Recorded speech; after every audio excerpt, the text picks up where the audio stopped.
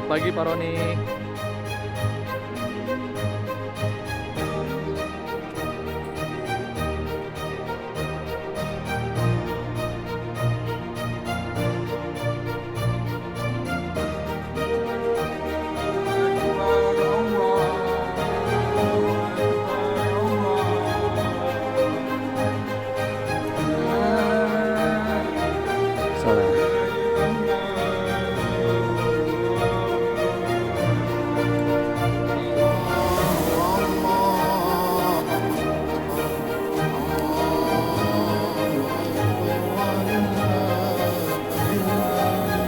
Allahu Akbar, Allahu Akbar, Allahu Akbar, Allahu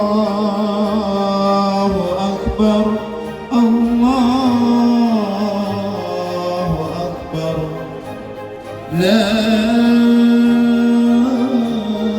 ilaha illallah, wallahu akbar, Allahu akbar, walillahil hamd.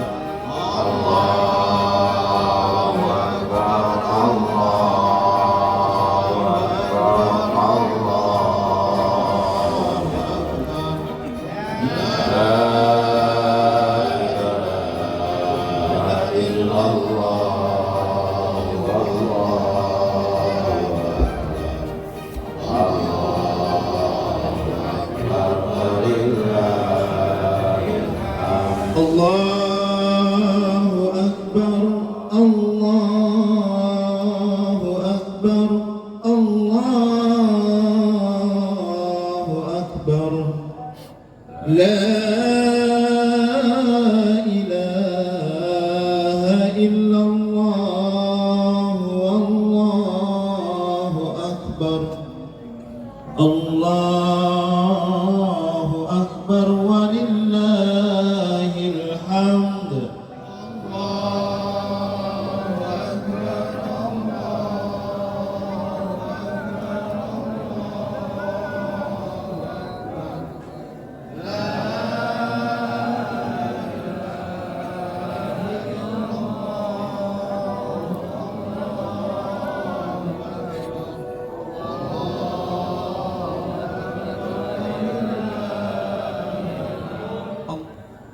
warahmatullahi wabarakatuh.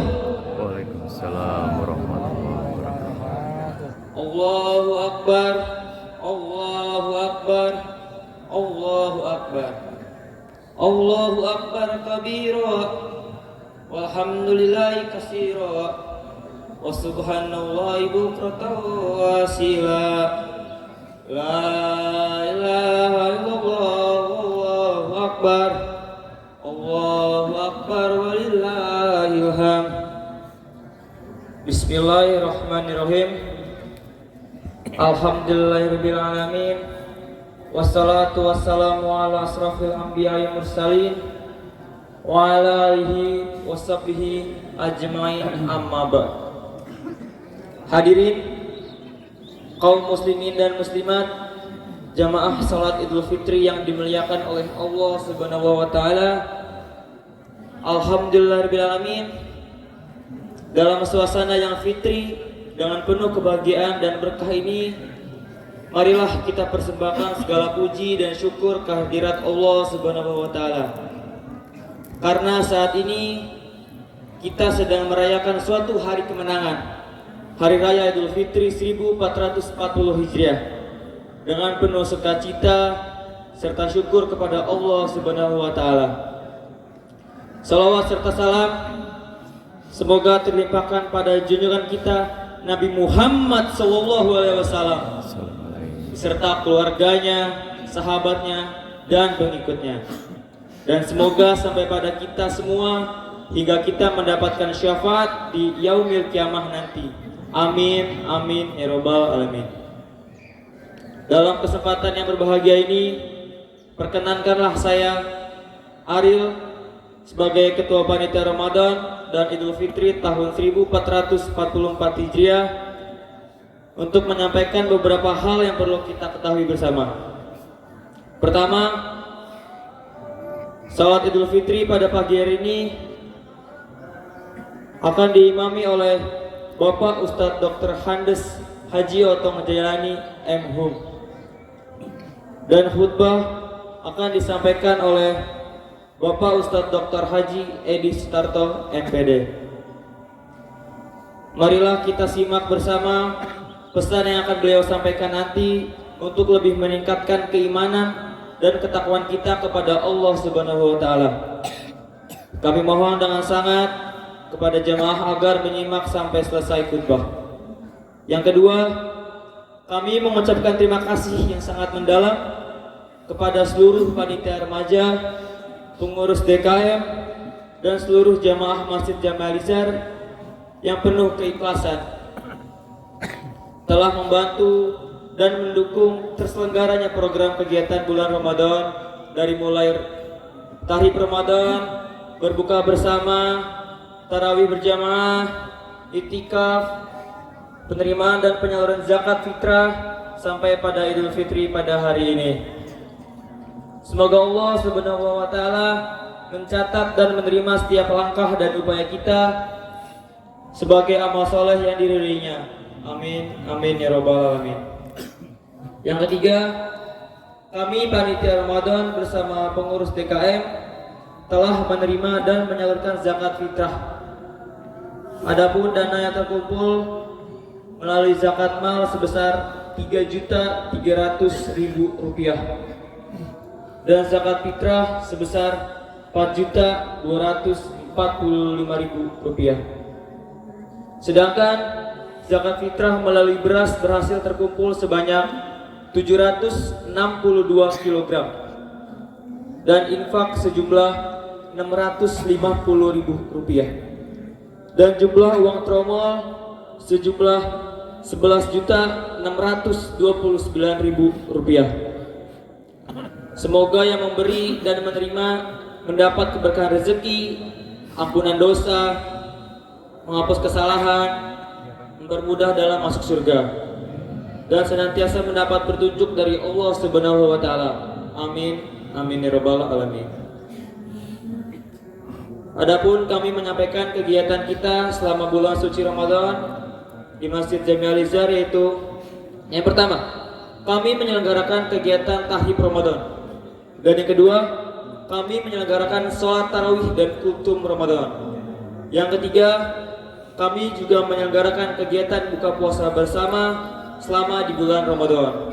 Yang keempat, kami menyelenggarakan kegiatan iktikaf selama 10 hari terakhir di bulan Ramadan. Dan yang kelima dan yang keenam, kami menerima kedatangan Bapak Wakil Wali Kota Depok sekaligus menyelenggarakan sholat tarawih berjamaah dan kultum Ramadan. Yang ketujuh, kami juga menyelenggarakan sholat gerhana. Dengan menyambut Hari Raya Idul Fitri ini, marilah kita kembali kepada fitrah yang sesungguhnya, sesuai yang ditentukan oleh agama kita yang suci, dan memaafkan lahir secara batin. Kita hilangkan segala perasaan yang dapat merusak hati kita. Marilah kita selalu menjaga tali silaturahmi antar sesama sehingga terjalin persaudaraan yang harmonis, mempererat ukhuwah Islamiyah yang selama-lamanya. Demikian laporan yang dapat saya sampaikan. Atas nama panitia, saya mengucapkan mohon maaf yang sebesar-besarnya apabila dalam pelaksanaan kegiatan ini masih terdapat banyak kekurangan, dan mudah-mudahan kita dapat terus memperbaikinya di masa-masa yang akan datang. Kami sebagai panitia Ramadan mengucapkan selamat Hari Raya Idul Fitri 1444 Hijriah. Minal aizin wal faizin. Mohon maaf lahir dan batin. Kurang lebihnya mohon maaf. Wassalamualaikum warahmatullahi wabarakatuh. Allahu Akbar.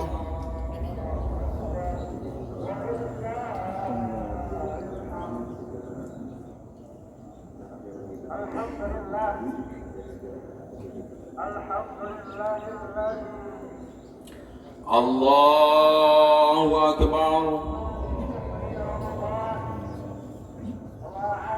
الله أكبر الله أكبر الله أكبر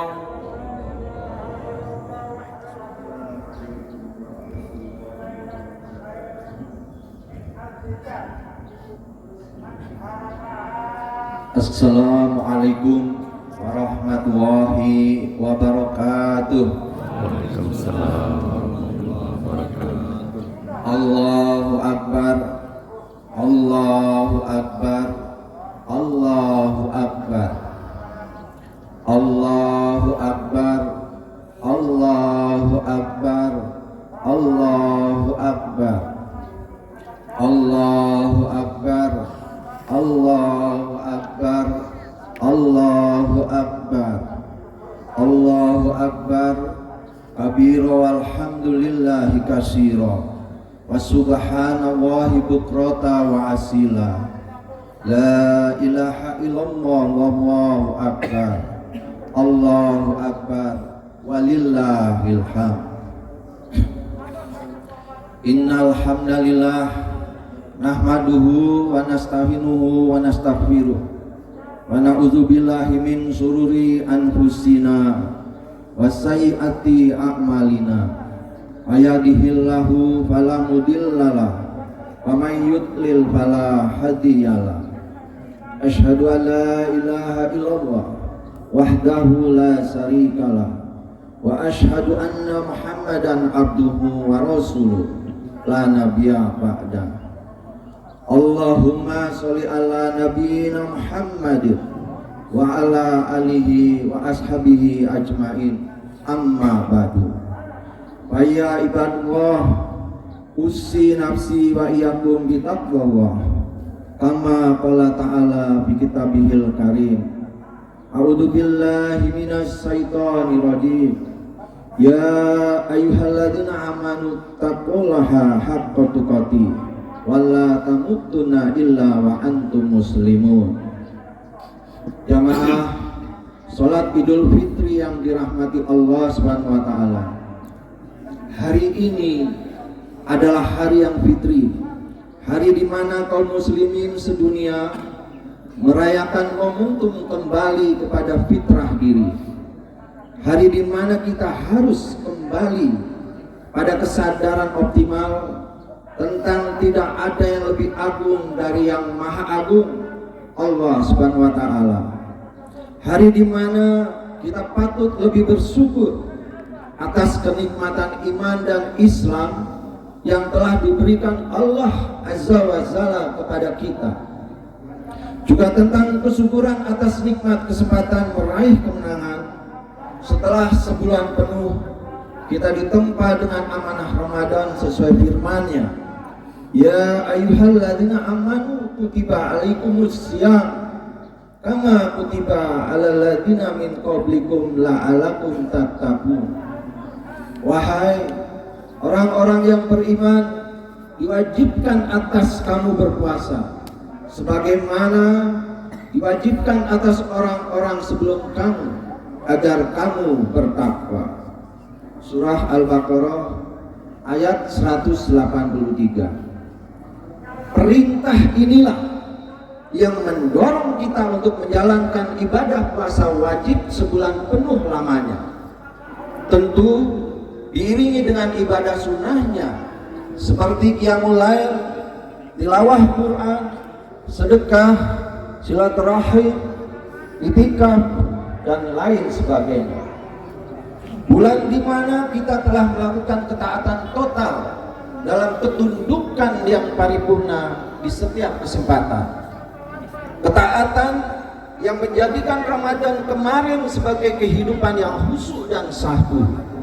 Berserah diri dan memohon ampunan dosa-dosa hanya kepada Allah semata. Bulan Ramadan, bulan penuh berkah, yang jika kemarin kita belum mampu menyambut kedatangannya dengan baik, maka kita persiapkan perpisahannya dengan Ramadan ini sebaik-baiknya. Demikian nasihat Ibnu Taimiyah kepada kita. Hadirin, salawat dan salam semoga senantiasa Allah curahkan kepada junjungan kita Nabi besar Muhammad SAW beserta keluarganya, beserta para sahabatnya, beserta kita dan para pengikutnya yang senantiasa menegakkan agama Islam di muka bumi ini hingga akhir zaman. Allahu Akbar, Allahu Akbar, Allahu Akbar, walillahil hamd. Jamaah Idul Fitri yang berbahagia, dalam kesempatan ini khatib berwasiat kepada diri sendiri dan juga kepada para jamaah agar senantiasa bertakwa pada Allah Subhanahu wa taala dengan sebenar-benarnya takwa, yakni melaksanakan segala perintahnya, menjauhi segala larangannya, dan meridhoi takdirnya. Tema khutbah pada pagi hari ini adalah meneladani munajat Nabi Ayub alaihi wassalam. Nabi yang menjadi teladan kesabarannya, Nabi yang menjadi teladan keikhlasannya, Nabi yang menjadi teladan kehusuannya saat bermunajat. Dan ketika dirinya ditimpa musibah maha dahsyat, ulama besar Ibnu Katsir di buku kisah-kisah dalam Al-Quran kaya Dr. Hamid Ahmad At-Thahir terbitan Ummul Qura menuturkan bahwa Ayub adalah sosok yang kaya raya, hartanya berlimpah, mulai dari hewan ternak, hewan tunggangan, hamba sahaya, emas permata, dan tanah yang luas, dan sebagainya. Ayub juga memiliki banyak anak, namun dalam waktu bersamaan semuanya ludes, kandas. Seluruh anaknya meninggal seketika dan hartanya hancur lebur karena ditimpa bencana alam. Setelah bencana alam, hadirin yang dimuliakan Allah Subhanahu wa taala, setelah bencana alam menewaskan seluruh anaknya dan melumat seluruh harta kekayaannya, jasad Nabi Ayub pun diuji dengan penyakit. Ia menderita gatal-gatal. Kemudian garukan kuku-kukunya mengakibatkan luka-luka pada kulit dan dagingnya dengan aroma bau yang tak sedap. Dalam waktu yang lama, sekira 18 tahun, ia diuji dengan sakit yang teramat sakit dalam bentuk gatal-gatal ini. Namun Allahu Akbar, Allahu Akbar, Allahu Akbar, walillahil hamd. Nabi Ayub tidak pernah mengeluh sekatipun, tidak pernah mengeluh sedikit pun. Sakit yang menyergap dan mendera-deranya dihadapinya dengan penuh kesabaran. Dan di antara kesabarannya, ia mengharapkan pahala besar dari Allah Ta'ala. Lisan dan hati Ayub tetap menyebut Rabb-nya sebagai zikir. Ayub pun meyakini bahwa ujian ini sudah menjadi takdir Allah yang harus ia ridai, yang harus ia ikhlaskan. Namun demikian, ketika belatung-belatung yang keluar dari luka-lukanya mulai menggerogoti bagian hati dan lidahnya, ia mulai gelisah. Ayub mulai cemas karena ia menyadari betul bahwa kedua organ tubuhnya itulah yang selama ini menjadi tumpuan utamanya dalam kelezatan berzikir pada Allah Subhanahu wa taala. Oleh sebab itu, dengan lebih khusyuk dan lebih ikhlas lagi, Ayub bermunajat. Ya Rabb, anni massani adur wa anta arhamur rahimin. Ya Allah, sesungguhnya aku telah ditimpa penyakit dan Engkau adalah Tuhan yang Maha Penyayang di antara semua penyayang. Surat Al-Anbiya ayat 83. Alhamdulillah, Allah Subhanahu wa taala mengabulkan munajat yang dilakukan dengan tulus, murni dan jauh dari segala kotoran hati ini. Allah menjawab doanya dengan bentuk jawaban yang luar biasa, tidak ada tara bandingannya. Allah memberikan kesembuhan total terhadap Ayub dan menyempurnakan beragam rahmatnya kepada Ayub. Ya Rabb, ya Rabb, ya Rabb, anni masani adu wa anta arhamur rahimin. Narasi doa yang dipanjatkan oleh Nabi Ayub alaihi wasallam kepada Allah Subhanahu wa taala adalah salah satu narasi doa yang agung dan menjadi salah satu wasilah terpenting dalam doa. Lantaran narasi doa ini menjadi salah satu kunci kesadaran bahwa kita ini bukan apa-apa dan bukan siapa-siapa di hadapan Allah Subhanahu wa taala kecuali ketakwaan kita, kecuali keimanan kita. Adalah sebuah narasi doa yang ketika dijabah maka seluruh penyakit yang diderita Ayub disembuhkan oleh Allah Subhanahu wa taala. Dan ternyata tidak hanya sembuh, tetapi sosoknya kembali muda dan tampan serta sehat walafiat. Dan dikisahkan bahkan saat kali bertemu dengan istrinya pun pangling tidak mengenalinya kala Ayub pertama kali sembuh dari sakitnya. Adalah narasi doa yang ketika ini dijabah maka seluruh kekayaan yang digulung musibah, bangkrut, ludes, semuanya dikembalikan, diganti oleh Allah Ta'ala dalam waktu yang singkat, dalam volume yang lebih berkali lipat. Adalah narasi doa yang ketika dijabah maka seluruh anaknya yang meninggal dunia itu karena musibah dan bencana alam diganti menjadi 2 kali lipat banyaknya. Dikisahkan istrinya setiap kali mengandung melahirkan anak kembar.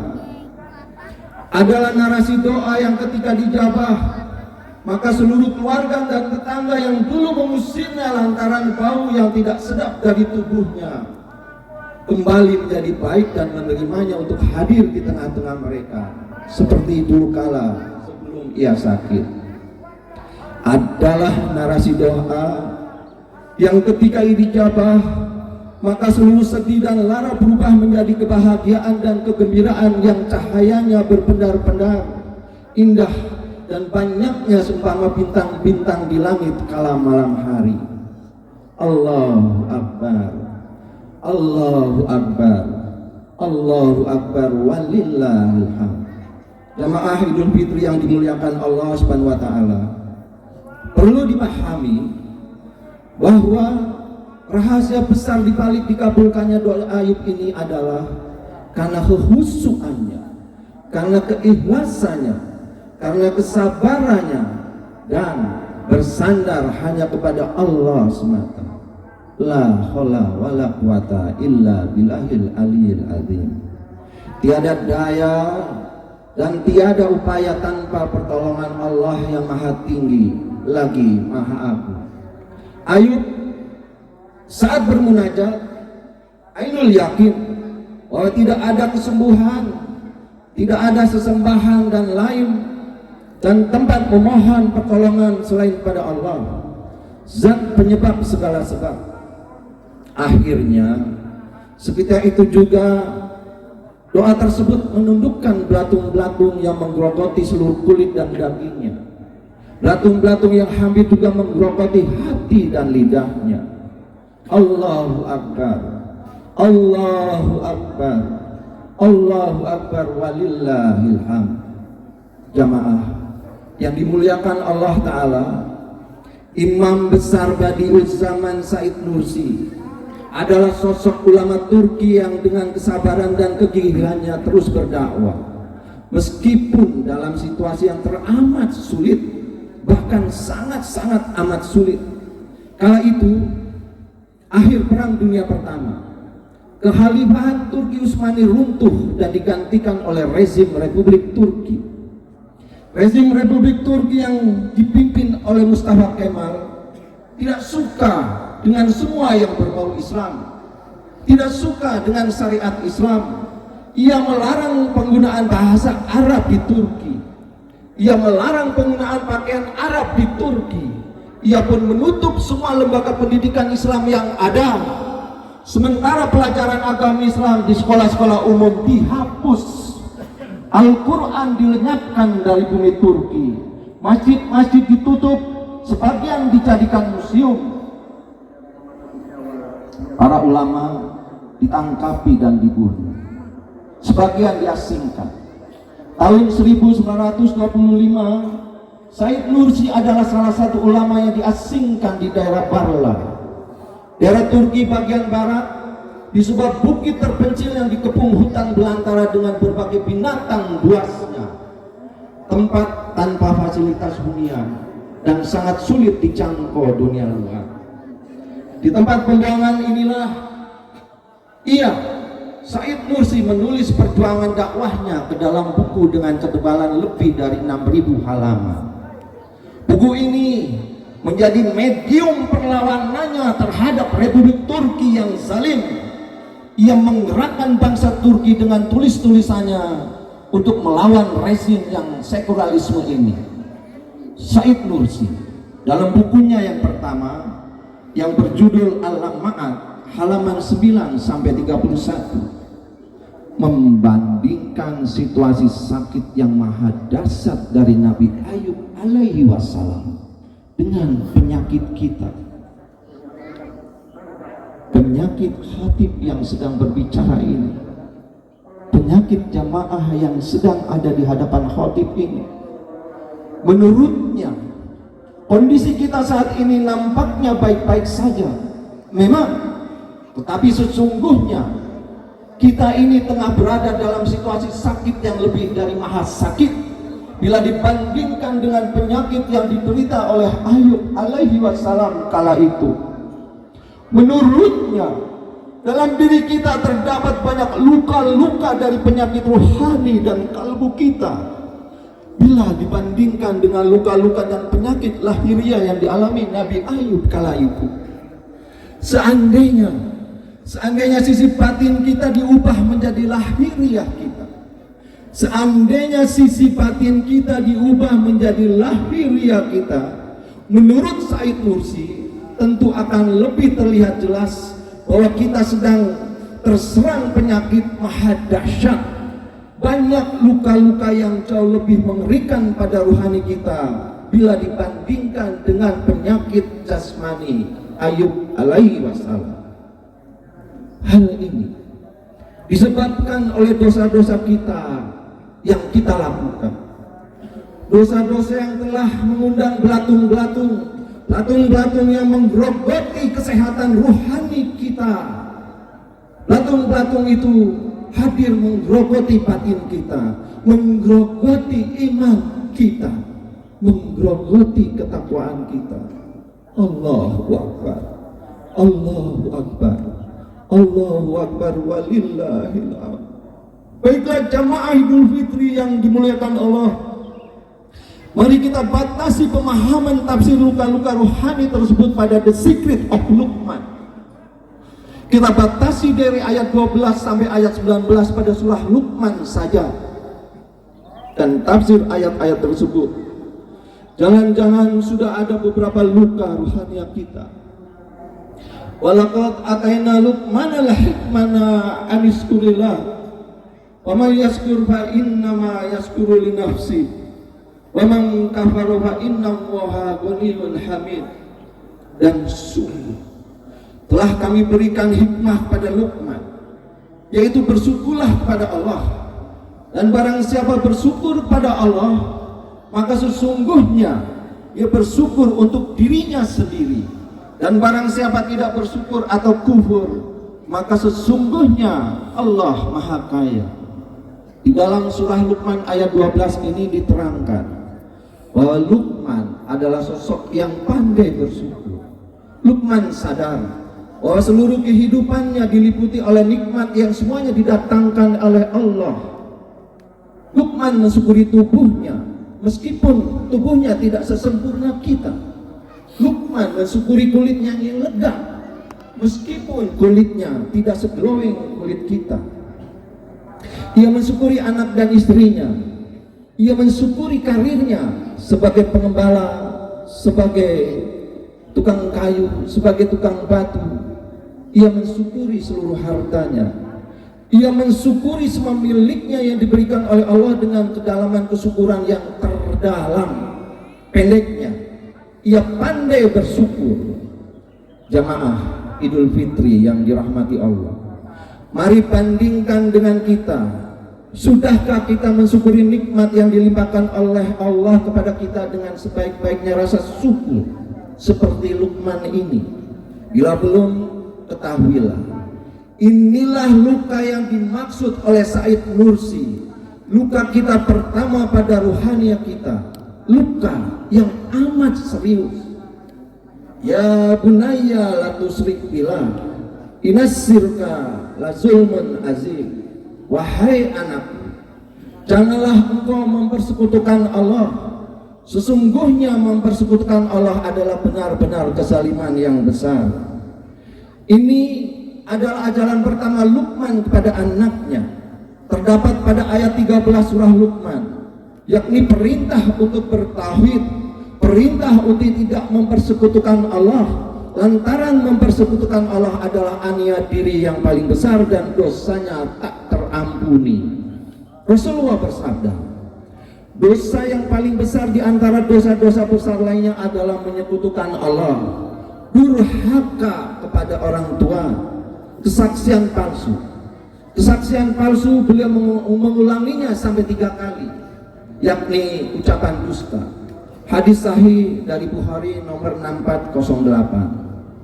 Namun dalam banyak hal, jamaah yang dimuliakan Allah, kita mungkin lebih percaya kepada sebab lain selain sebab pencipta sebab, yakni Allah Subhanahu wa Ta'ala.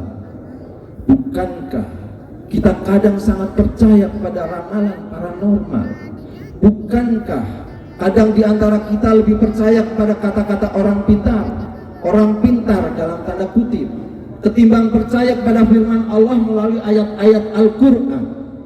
Inilah sesungguhnya bentuk luka kita kedua yang lebih mengangal lebar di batiniah kita dibandingkan dengan luka Ayub.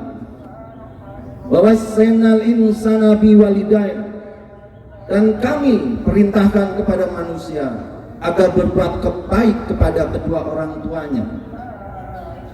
Ini adalah penggalan ayat 14 dan 15. Ayat ini tentang birrul walidain, yakni tentang perintah Allah kepada kita agar berbakti dan menghargai orang tua kita. Mari ingat kembali perilaku kita. Sejauh ini kita lebih banyak berbakti dan menghargai orang tua kita atau lebih banyak menentangnya? Sejauh ini kita lebih banyak melayaninya atau selalu menuntut dilayani oleh orang tua kita? Sejauh ini kita lebih peduli kepada orang tua kita atau sebaliknya? Mari untuk mengukurnya, kita ingat kembali perilaku kita sejak kecil. Ingat kembali perilaku kita sejak tumbuh remaja. Ingat kembali perilaku kita sejak tumbuh dewasa. Ingat kembali perilaku kita sejak kita menikah lalu beranak pinak. Apakah kita lebih banyak menghargai dan melayani orang tua kita?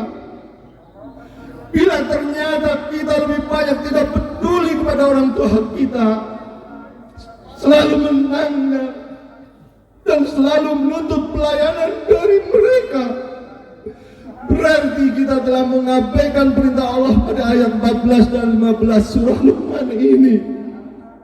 Inilah luka kita yang ketiga yang sangat parah, luka dengan stadium tinggi dan kalau saja bisa dicium, niscaya aromanya lebih busuk lagi dari luka-luka lahiriah Nabi Ayub alaihi wassalam.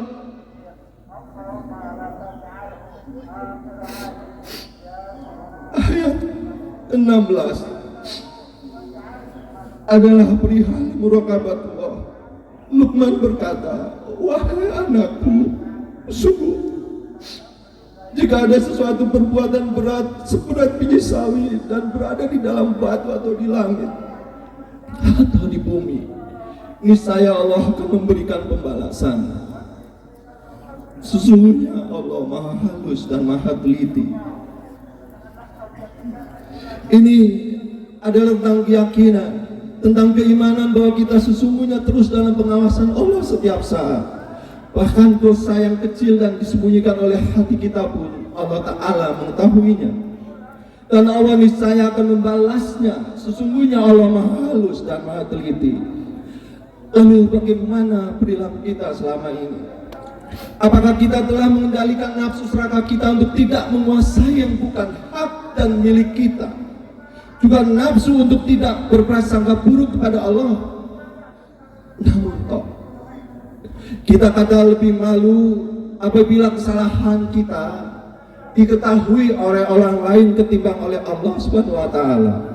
Kita seringkali mengabaikan pengawasan Allah, padahal pengawasannya setiap saat, setiap detik, setiap tarikan napas kita.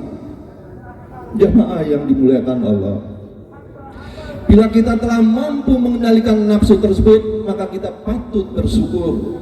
Namun bila ternyata belum mampu mengendalikannya, maka sesungguhnya inilah luka kita yang keempat, luka bataniyah dalam stadium lebih tinggi lagi. Dan niscaya bila aromanya dapat dicium, maka baunya lebih busuk lagi.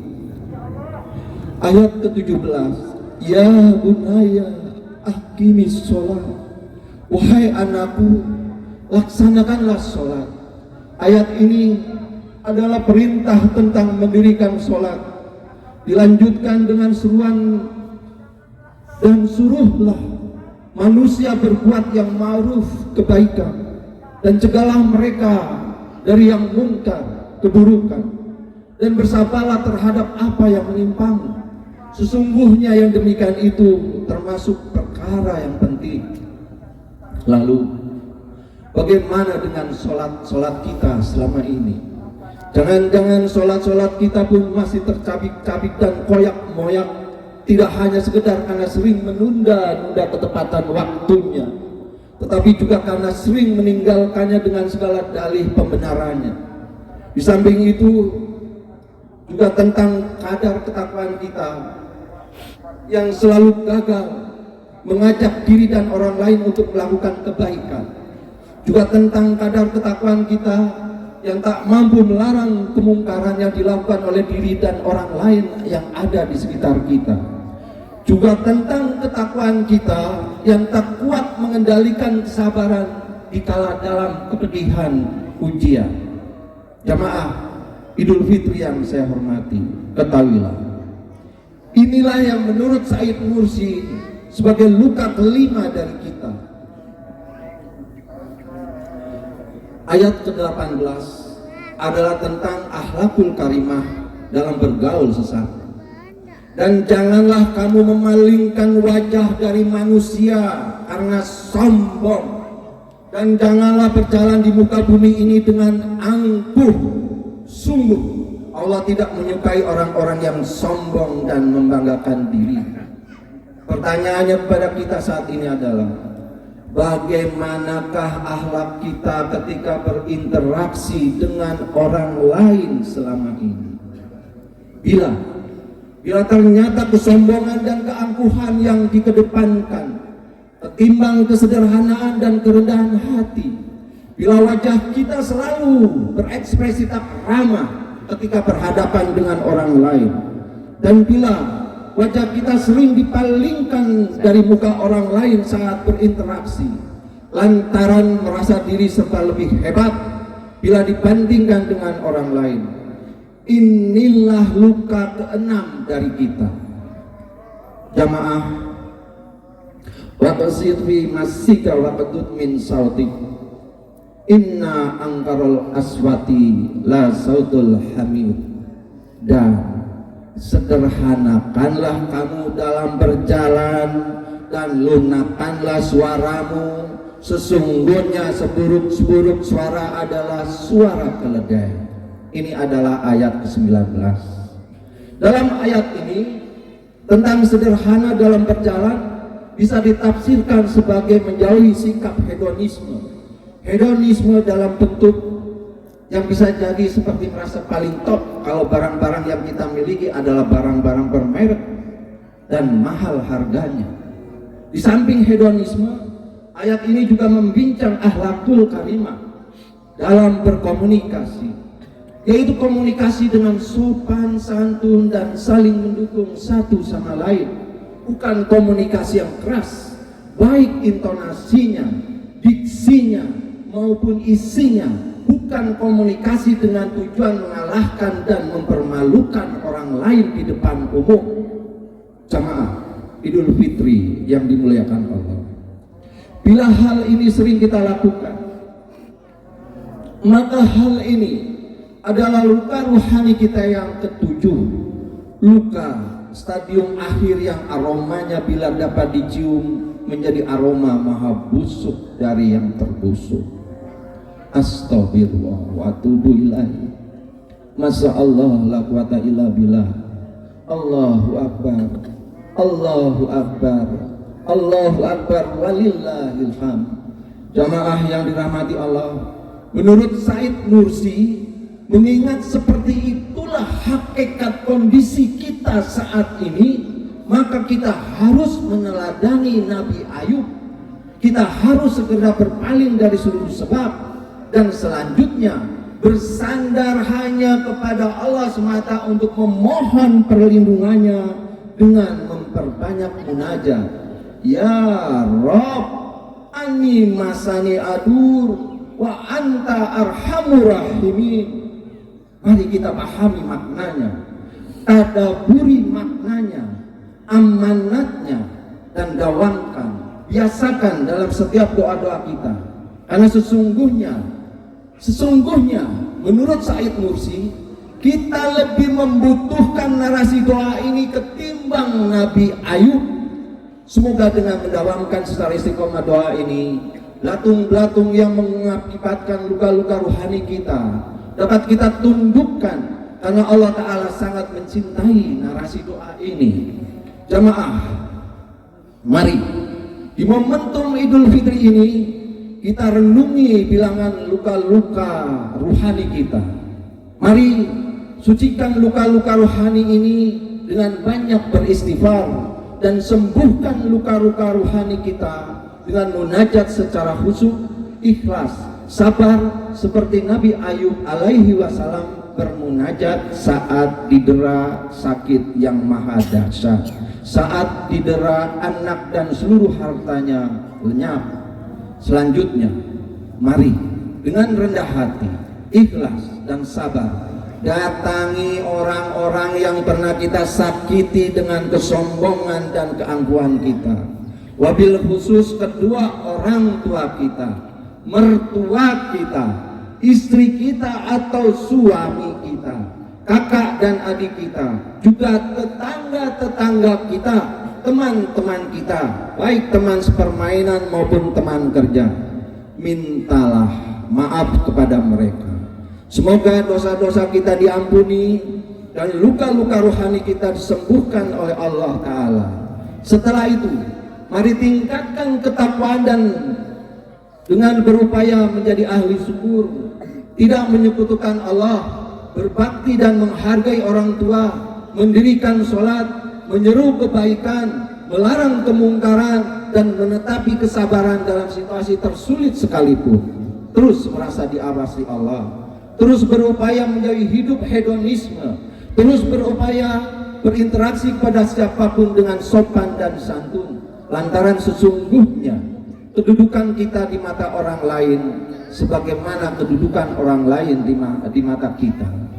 Jamaah, ini penting, ini sangat penting. Bahkan dapat dipastikan bahwa tabiat manusia secara psikologis tidak suka kepada orang yang sombong dan angkuh. Bahkan orang yang sombong dan angkuh pun hakikatnya tidak menyukai orang lain sombong dan angkuh kepada dirinya. Allahu Akbar, Allahu Akbar, Allahu Akbar, walillahil hamd. Mari di hari penuh kemenangan ini kita petik hikmah, the secret of Luqman, munajat Nabi Ayub alaihi wassalam, dan pesan Imam Besar Badi'ussaman Said Nursi dengan penuh kerendahan hati. Pesan untuk senantiasa memaknai dan mendawamkan narasi doa Nabi Ayub dengan khusyuk, ikhlas dan sabar. Dengan demikian, insya Allah kehidupan kita menjadi lebih baik dan lebih baik lagi. Insya Allah khairan. Amin. Allahumma amin.